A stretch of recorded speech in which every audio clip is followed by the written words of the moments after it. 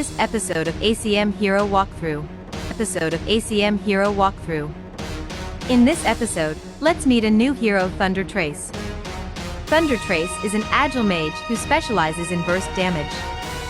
He can needle through enemies while enemies can hardly escape from his power. His first ability, Thunder and Lightning, can generate 3 orbs around him, dealing magical damage and inflicting a slowdown effect on the enemies on hit. This ability can protect him from enemies approaching and help him to push lanes more easily. With his second ability, Shock Orb, Thunder Trace releases 3 orbs forward which return to where Thunder Trace is, and enemies being penetrated along the way will take magical damage.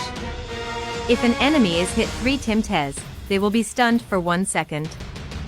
The 3 orbs are required to hit the enemies to stun them. Thus, Thunder Trace need to realign his position to be in proximity of enemies to stun them.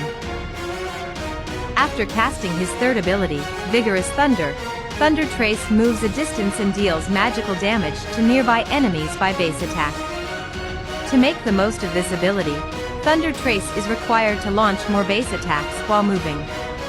With his ultimate core ability, Ball Lightning, Thunder Trace sprint forward for a distance, dealing magical damage to enemies on the path, and he is immune to all damage and control effects while sprinting.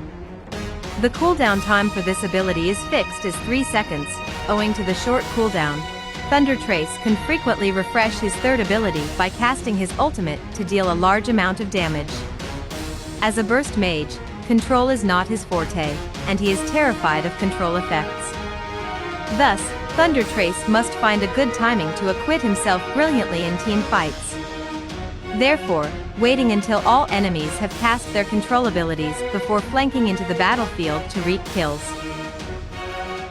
Thanks for watching Hero Walkthrough Thunder Trace Overview. Please stay tuned for more of his guides.